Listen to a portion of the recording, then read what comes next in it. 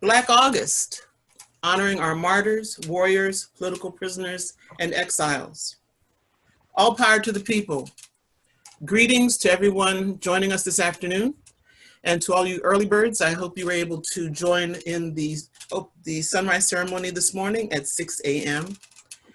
I'm Virginia Harris with Black August Los Angeles, and I want to welcome our panel of speakers and welcome everybody to our program this morning.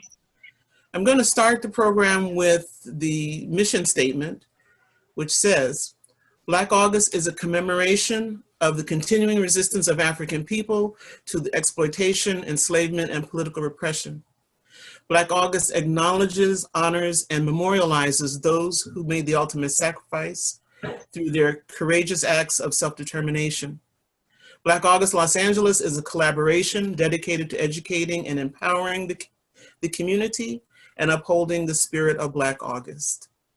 Later in our program, we will have Jitu Sadiki, who's going to explain in further detail the history and evolution of Black August. So the people that you see on the panel, Rose Mitchell, who will be speaking on the Bilbrew Library, Jitu Sadiki, who's going to speak about Black August, Harold Welton is going to talk about Ruchell Magee, Alake Adewale, who is going to give us our libations. Because of COVID-19, all of our Black August programs this month are going to be virtual as opposed to in person as we usually have them. So if anyone was looking forward to the Martyrs Tour, you'll be watching it on the screen instead of riding in a bus, which might be not so bad because the bus gets kind of hot. So with no further ado, I'd like to introduce Alake Adewale to do our libations. Greetings to everyone. Greetings. So in all things that we do as an African people, we have to give pay homage and honor to our ancestors. We do this by the pouring of libation. This process is a participatory process. So as a statement is made, the group will respond with Ashe. Ashe is giving your affirming the statement, and it's saying like, so it is. So I asked if you can, will you please stand for the pouring of libation? So we always use a plant or, soil or green and water in the pouring of libation. So we pour libation to our first ancestor, that one presence and power that is in all people, animals, and things. To this first ancestor, we pour libation, and your response will be Ashe. Ashe. Ashe. We pour libation to our ancestors who came from the source of the Nile, excuse me, and populated the continent. To those ancestors, we pour libation. Ashe. Ashe. Ashe. We pour libation to our ancestors who created the great Nile Valley civilization, who left monuments for us to remind us of who we are and from whence we come. To those ancestors, we pour libation. Ashe. Ashe. Ashe. We pour libation to those ancestors who went forth and crossed the oceans, populating the world. And wherever they landed, they went with the dictum, cause no harm, do only good. Ashe. Ashe. We pour libation to those ancestors whose bones line the Atlantic Ocean floor, to those ancestors who rebelled on the slave ships, to those ancestors who refused to be enslaved, to those who died in the Middle Passage. To those ancestors, we pour libation. Ashe. Ashe. To those ancestors, we're pouring libation to those who continue the spirit of resistance during slavery with uprisings such as the one led by Nat Turner and Denmark Vesey. To those who ran away, such as Harriet Tubman, who guided many, many people to freedom. To those who did covert freedom fighters, who put glass in masses' food, who sabotaged crops, who used other covert means to resist. To those ancestors who survived the horrific conditions of chattel slavery, we pour libation. Ashe. Ashe. We pour libation to those ancestors on the continent who fought for freedom of the African countries from colonialism. To those ancestors, we pour libation. Ashe. Ashe. We pour libation to the freedom fighters and the Black nationalist organizations who fought for us against Jim Crow, police brutality, and the many unjust policies that we live under in America. To those ancestors, we pour libation. Ashe. Ashe. Ashe. We pour libation to those ancestors who were in prison for their political beliefs and who made sacrifices of their freedom on our behalf. Let's call their names now. I call for Nelson Mandela, Marcus Garvey,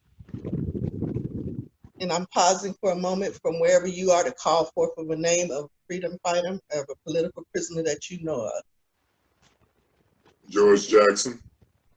Sada Shakur. Betty Scott.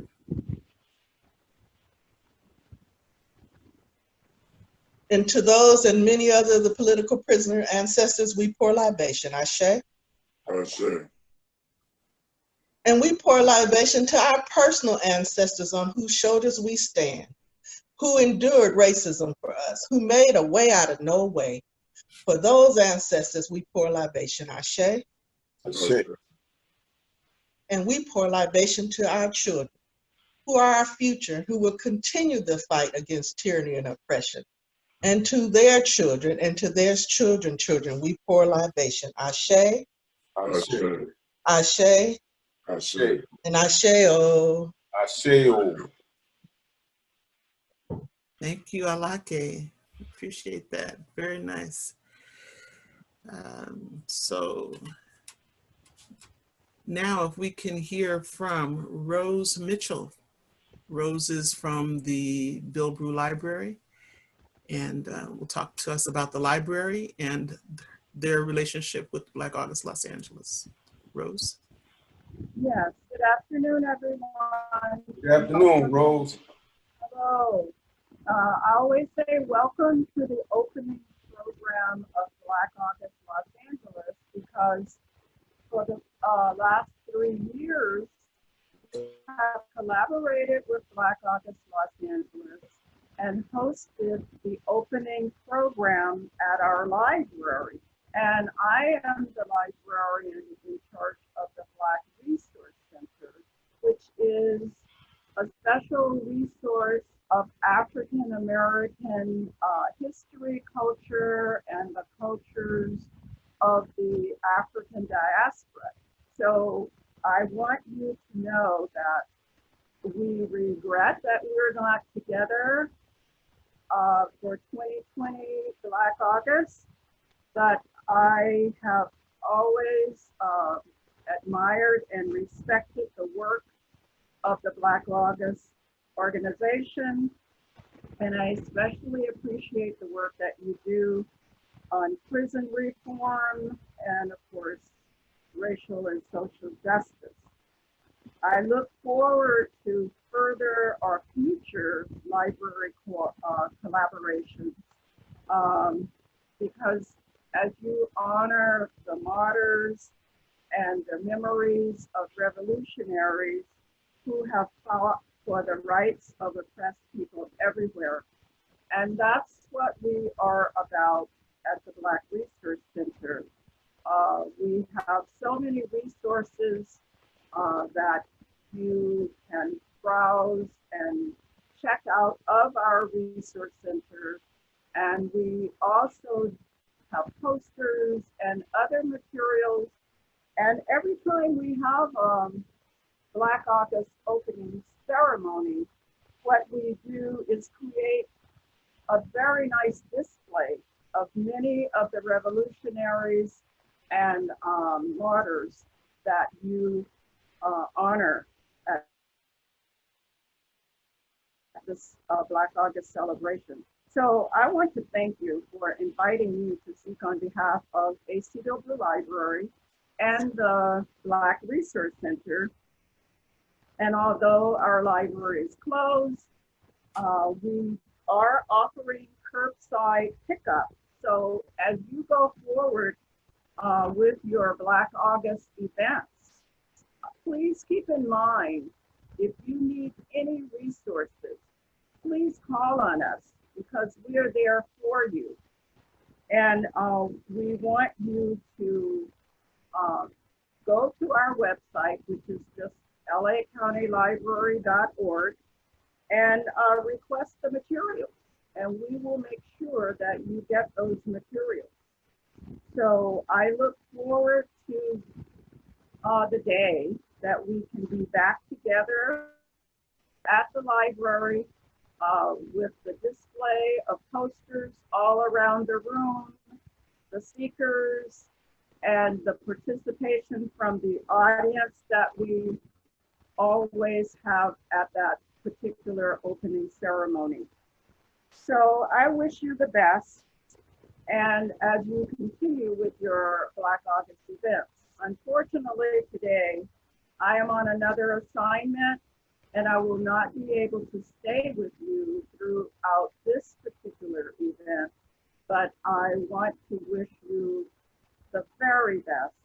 And I thank Black August Los Angeles for their collaboration with our library these past 3 years. And let's plan to continue this collaboration. So thank you and be well. All right, thank you, Rose.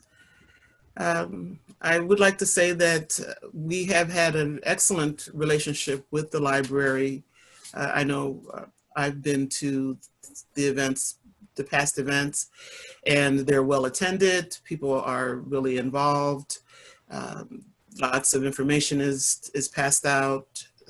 Like Rose said, the room is lined with pictures and posters of different revolutionaries. Someone describes who they are. We talk about that. It's a really educational afternoon and really enjoyable time. And we absolutely treasure our relationship and will absolutely continue that relationship with Bilbrew Library. Thank you, Rose. Thank you. Okay. Okay. Our next speaker, Jitu Sadiki, who will talk to us about the history and evolution of Black August. Jitu. Thank you, Comrade.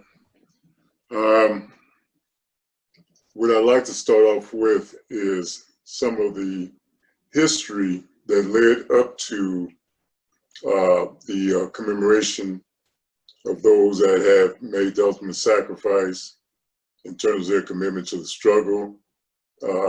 Ultimately, those of us that have been involved, our objective, besides the prison movement, was to be part of the liberation movement, Black liberation movement that was taking place in our communities and across this nation, and as well as in the diaspora.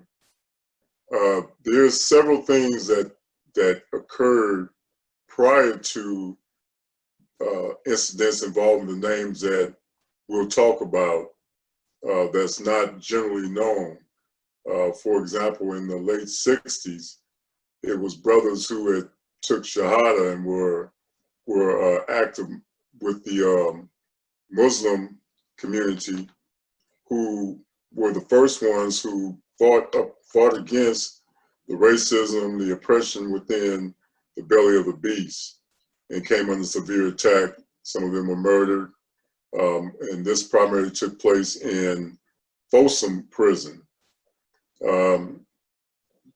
Following that, there were 4 primary prisons, or 3 primary in addition to Folsom, which was San Quentin, Soledad, and Tracy, is where most of the resistance to the oppression was taking place, where brothers stood up. In Soledad, prior to them opening up or integrating the exercise yard, several brothers who they had tier exercise, meaning that you can come out your cell depending on what tier you're on, and you would just exercise, have some activity on the tiers, and it would usually be by race. So, for example, if I was on tier 2, and my tier was open up, my cell was open up. The only other cells that should have been open were other Black prisoners. But a lot of times the guards would set up brothers, and so on a day where there were white prisoners or other prisoners, Latino prisoners, if it was a day for them to have tier time, mysteriously a brother cell would get open, and he either have to come out and address that, or he knew that people would be running his cell. So there were a couple of brothers that were set up that way that were murdered, and the guard looked the other way as though they didn't know what was happening, which is impossible for them not to know, because at the end of the tier is the gate where the guards can look down and see it. But they just, I guess, mysteriously wasn't available to hear what was going on. And so, like I said, a few brothers was murdered that way. There was one incident where W.L. Nolan cell came open, and he had to go out, and he got the best of those that were going to assault or was going to attack him. So that angered the guards. W.L. also attempted to file a legal action and tried to get it to the streets to let people know what was going on in that prison. So approximately 2 weeks prior to them integrating the exercise yard, guards sent notices out, kind of baiting some of the Black prisoners. You know, you going to the yard, and brothers had no option but to go to the yard, because if only 1 or 2 brothers went out, then it was certain that they would be the ones that would be murdered. So brothers decided to go out. All of them decided to go out. And the way they were releasing to the yard, supposed to have been 1 Black, 1 white, 1 Latino, but they would release them. They were releasing more whites than there were Blacks.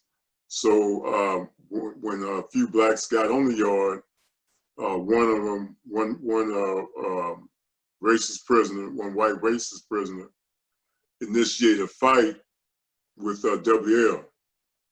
And W.L. had to defend himself with a guard less than a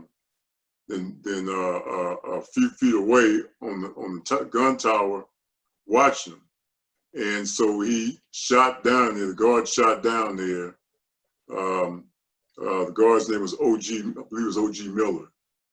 He shot with the rifle, striking W.L. And he shot 2 shots, I believe. One of the shots ricocheted and hit the white prisoner, but he specifically shot to kill W.L. When W.L. Nolan went down, 2 other brothers that was on the yard rushed his assistant. That was Alvin Miller and Cleveland Edwards. And they rushed his assistant not to engage in any other fight with the guy, but to get him to assist W.L. To stop the bleeding, also to move him over to a gate that leads from the prison yard into the hospital. And both of them were shot. And so the 3 of them were laid out there. They waited until the prison guards waited until they got everybody off the yard before they went over to them.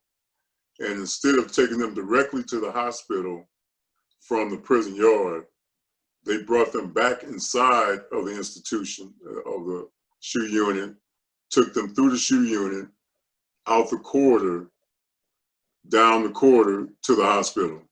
And the 3 brothers ended up bleeding to death. So after that incident, there was a guard that was murdered.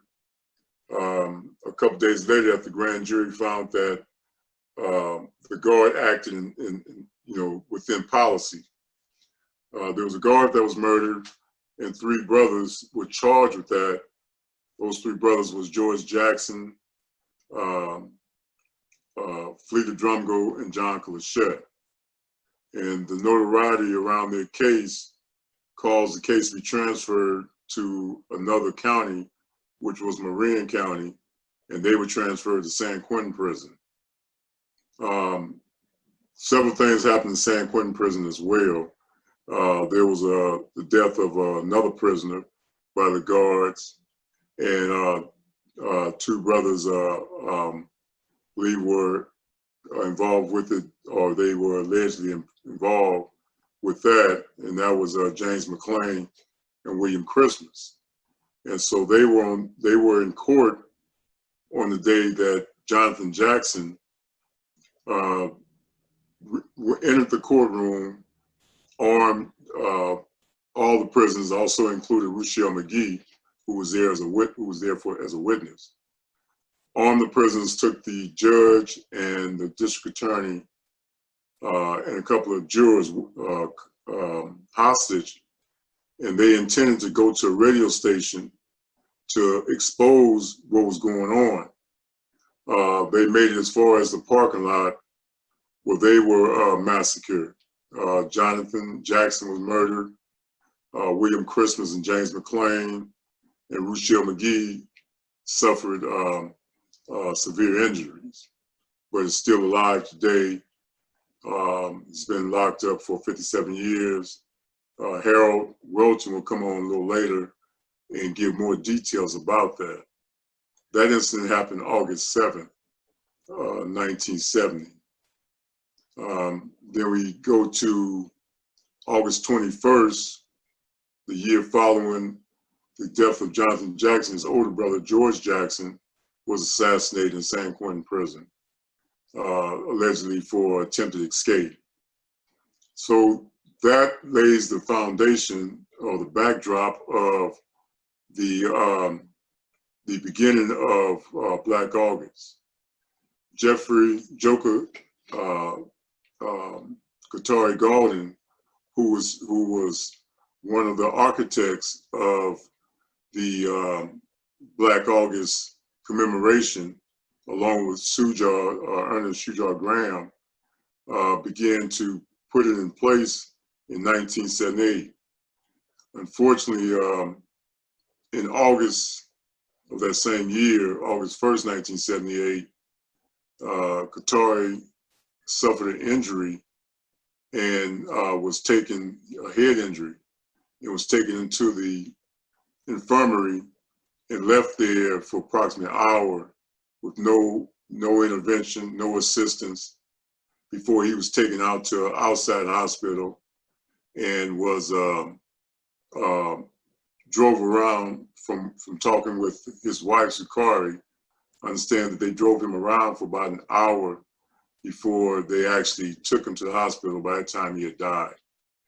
So when when all of this happened in 1979, August of 1979 was when we initiated the first commemoration.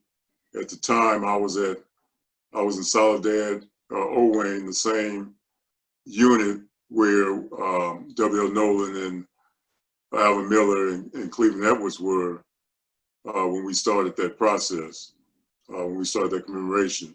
And that commemoration consisted of intensifying our studies, reading and studying and educating ourselves, becoming more politically aware was something that we did daily, but we intensified it during that time period. We also would make certain sacrifices that was consistent with giving something of ourselves for those that had laid their lives down before us. We would fast, similar to Ramadan. We would have a fast from sun up to sundown. On certain days, we would fast 24 hours. But the first commemoration we did in '79, many of us fast for the whole month, with the exception of taking in some water, because at that time, the death of Qatari really impacted a lot of people, and we wanted to ensure that our rededication, our reaffirmation was strongly emphasized.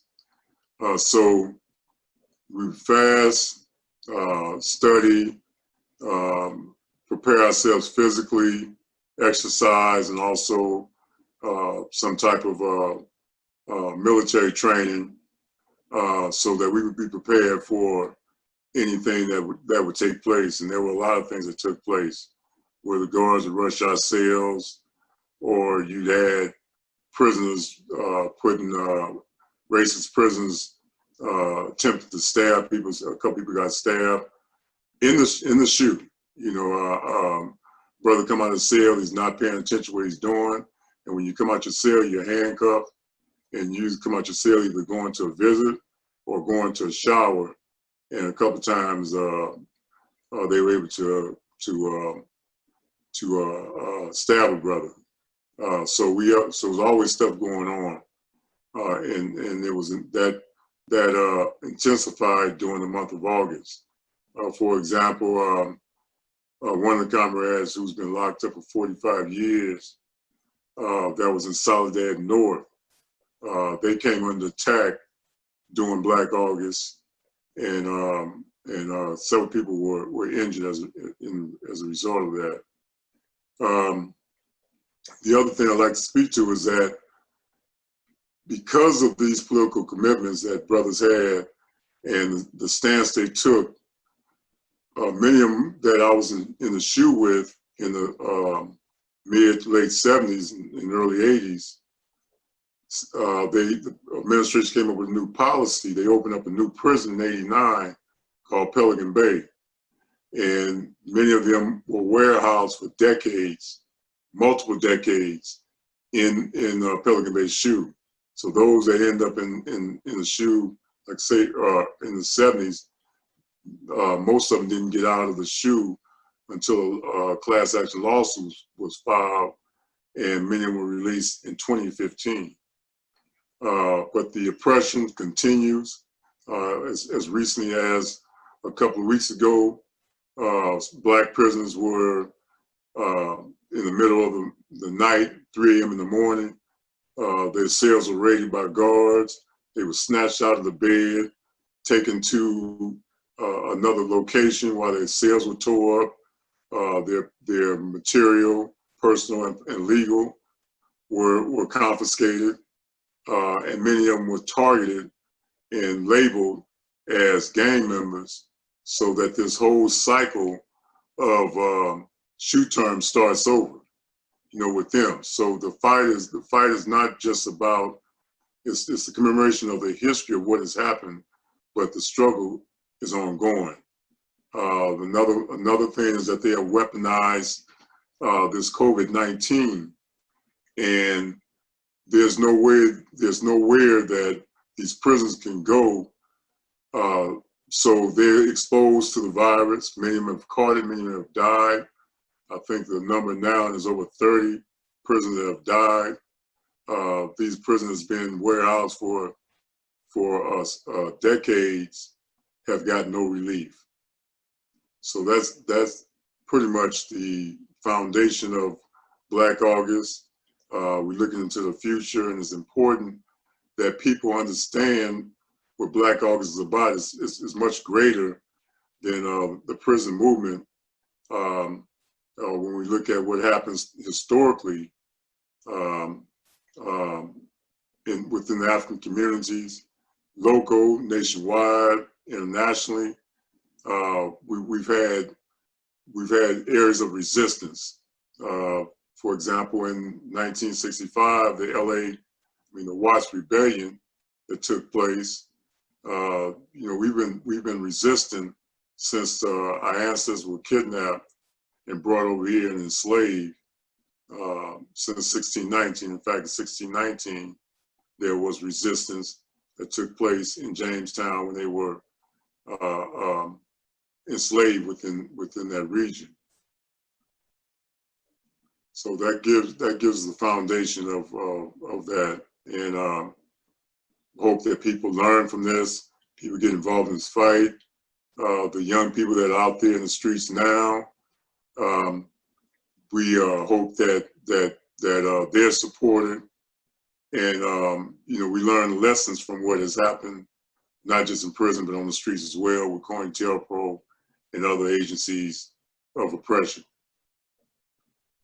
Thank you.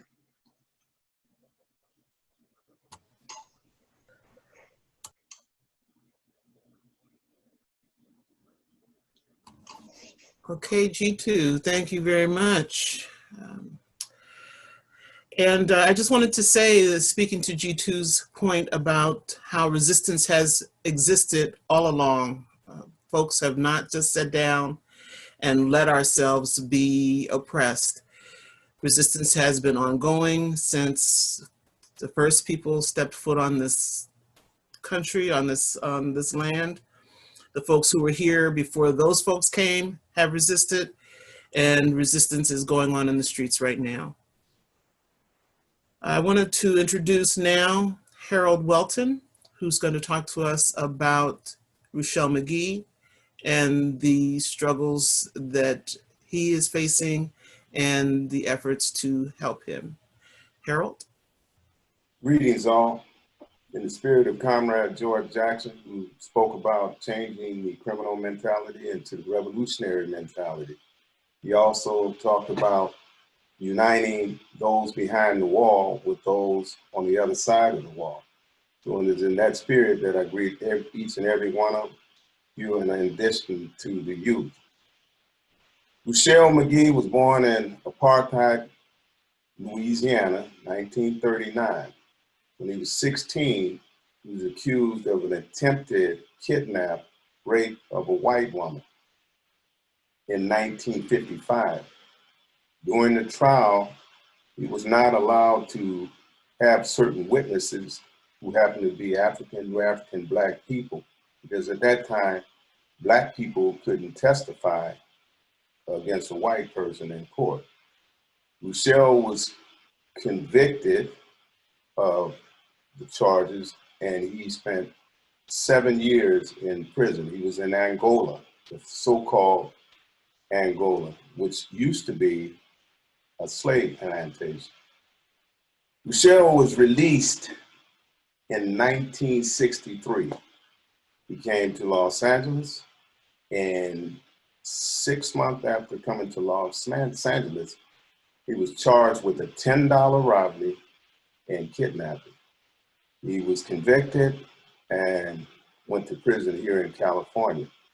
While serving time for a 7 to life, August 7th, 1970, there was a slave revolt rebellion in San Marin County, in which Jonathan Jackson came into a courtroom and served notice to the unjust court system that he wanted to make the world know that they intended to free the Soledad brothers, which included his brother, George Jackson, John Pinchette, Fleeta Drumgo. He handed, like Jitu said, he handed other prisoners weapons, and that was William Christmas, James McClain, and Ruchell Magee. When they proceeded with hostages, including the judge, like Jitu said, the DA, and some jurors, into the waiting van that Jonathan brought to the courtroom parking lot, and they got into the van. When they were leaving, the San Quentin guards and San Marin County sheriffs opened up on them and killed. When I say opened up on them, they shot them up the van and killed Jonathan, William Christmas, and James McClain. Ruchell Magee was the only survivor, the sole survivor. About a month later, maybe 3 weeks later, Angela Davis was charged as being a co-conspirator of this righteous, justified slave revolt of August 1970. She went on the run and went underground and was captured, I think, 2 months later in New York. She was extradited back to San Marin County, and she was held as a political prisoner for at least 2 years before a trial started. Ruchell Magee was part of that trial in the beginning. He was severed from the case. And I might add that that trial of Angela Davis and Ruchell Magee was a well-financed Free Angela Davis movement, well-financed and well-organized. Essentially, Ruchell Magee was kicked to the curb when the trial was severed. And very few people talked about Ruchell Magee. Very few people organized around Ruchell Magee's situation. From 1970 to about 1975, Ruchell went through different legal aspects of his trials. The first trial was declared a mistrial. I might add that 11 out of the 12 jurors voted for acquittal of Ruchell Magee. The state of California spent millions and millions of dollars to bring Ruchell back to court on a second trial. In fact, it was one of the most expensive trials, if not the expensive trial in California history. In this second trial, there was a split jury, a hung jury. And at that point, essentially, Ruchell's lawyers sold him out. They entered a plea for Ruchell of guilty. Ruchell Magee did not want a guilty plea. He wanted to go to trial again. During the period again from 1970 to 1975, Ruchell Magee wrote many writs of habeas corpus. He based most of his defense on the slave revolt waged by Cinque, who was an African that was kidnapped and brought along with others on a slave ship bound for Cuba. These slave rebels seized control of the slave ship, the Amistad, and they ran the ship. They were captured and brought to the United States. In the process of going through different legal aspects of their case, it was brought all the way to the Supreme Court. The Supreme Court of the United States declared that, in fact, they had a right to rebel because they were captured in Africa illegally. Again, Ruchell Magee bases most of his case on that trial. And I'd like to add that that trial essentially was a just righteous rebellion because they were illegally tried, brought to trial, and therefore what they did was a just rebellion. During the period of 1975 to today, Ruchell has filed many petitions, not just for himself, but for other prisoners as well. In 1979, Ruchell Magee had an opportunity to go to court again, but the state of California, through their various unjust systems, blocked it. So here we are in 2020, Ruchell Magee has filed a petition for pardon and or clemency to seek justice or relief from the alleged criminal justice system of California and the United States. We being the Black August Los Angeles and other organizations, we have formed a coalition to free Ruchell Magee. As Jitu said, Ruchell Magee has been in prison for 57 years.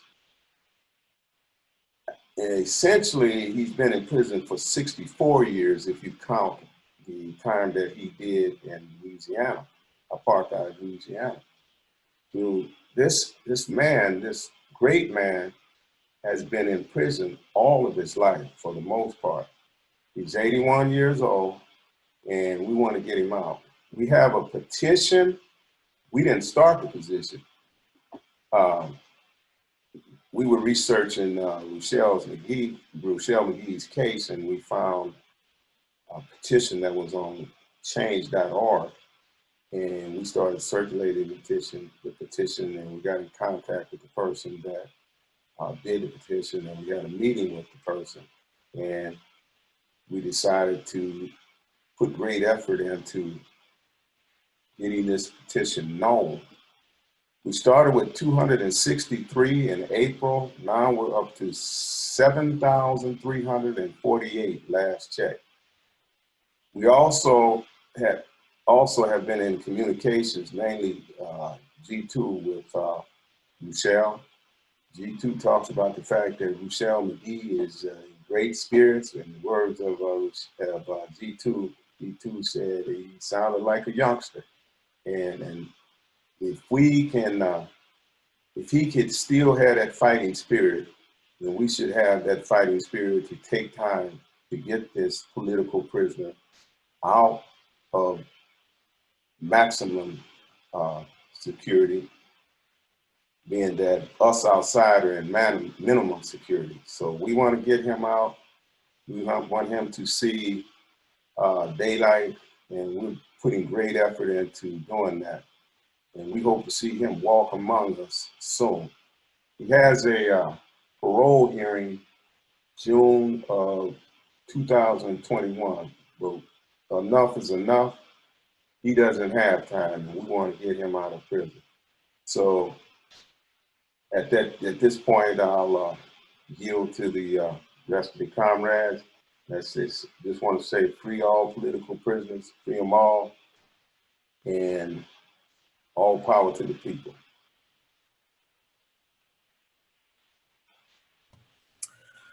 All power to the people. Thank you, Harold. Everyone, especially here in California, should know that there is an effort, apparently, by the governor to release people from prison, especially in light of the COVID-19 that is spreading through the prison systems and killing a lot of the incarcerated people.